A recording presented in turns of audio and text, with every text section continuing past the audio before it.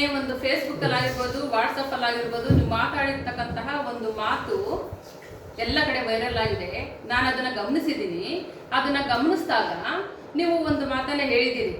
ನೀವು ಭಾರತೀಯ ಜನತಾ ಪಾರ್ಟಿಯಲ್ಲಿ ಇದ್ದುಕೊಂಡು ನಮ್ಮ ಭಾರತೀಯ ಜನತಾ ಪಾರ್ಟಿಯ ಶಾಸಕರಂತ SR ವಿಶ್ವನಾಥ್ರವರ ಬಗ್ಗೆ ನೀವು ಮಾತಾಡಿದ್ದೀರಿ.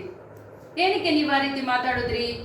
ಮತ್ತೆ ನಮ್ಮ ಬಿಜೆಪಿ ನಾಯಕರ ಬಗ್ಗೆ ಮಾತಾಡ್ತೀರಿ, ಮುಖಂಡರ ಬಗ್ಗೆ ಮಾತಾಡ್ತೀರಿ, ಶಾಸಕರ ಬಗ್ಗೆ ಮಾತಾಡ್ತೀರಿ. ದಯವಿಟ್ಟು ನೀವು ಈ ರೀತಿ ಮಾತಾಡ್ತಾ ಇರೋದು ತಪ್ಪು.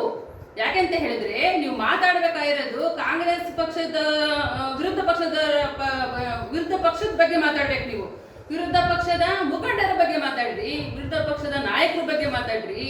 ಅದನ್ನ ಬಿಟ್ಬಿಟ್ಟು ನೀವು ಇದು ಕಳೆದ ಬಾರಿ ನೀವು ನಮ್ಮ ಯಲಹಂಕ ಕ್ಷೇತ್ರದ ಮಂಡಲ ಅಧ್ಯಕ್ಷ ಆಗಿ ನೀವು ಎಲ್ಲಾ ವಿಚಾರ ಗೊತ್ತಿದ್ದು ಕೂಡ ಅವರಿಂದ ಎಲ್ಲ ನಮ್ಮ ಭಾರತೀಯ ಜನತಾ ಪಾರ್ಟಿಯಿಂದ ಫೆಸಿಲಿಟೀಸ್ ಎಲ್ಲ ಪಡ್ಕೊಂಡ್ಬಿಟ್ಟು ಇವತ್ತು ನಮ್ಮ ಶಾಸಕರ ವಿರುದ್ಧವಾಗಿ ಮಾತಾಡ್ತಾ ಇದ್ದೀರಿ.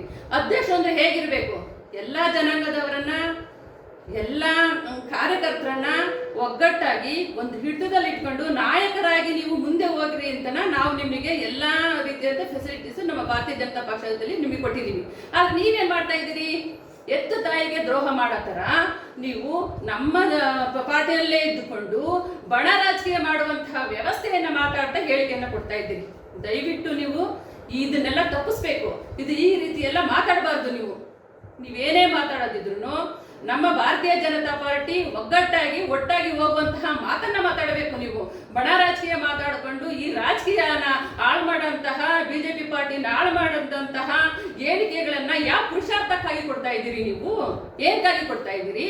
ನಮಗೇನು ಗೊತ್ತಿಲ್ಲ ಅಂತ ತಿಳ್ಕೊಂಡ್ಬಿಟ್ಟಿದ್ರ ನೀವು ಈ ದಿನ ಎಲ್ಲಾ ಕಾಂಗ್ರೆಸ್ ನಾಯಕರ ಒಡನಾಟದಲ್ಲಿದ್ದೀರಿ, ಎಲ್ಲ ಮುಖಂಡರ ಸಂವಾದದಲ್ಲಿದ್ದೀರಿ. ನೀವು ಯಾರು ಏನೇ ಹೇಳ್ಕೊಳ್ಳಿ, ನಿಮ್ ಬುದ್ಧಿ ಎಲ್ಲೋಗಿದೆ ಮೇಡವ್ರೆ? ದಯವಿಟ್ಟು ಈ ರೀತಿ ಎಲ್ಲ ಮಾತಾಡಬೇಡಿ.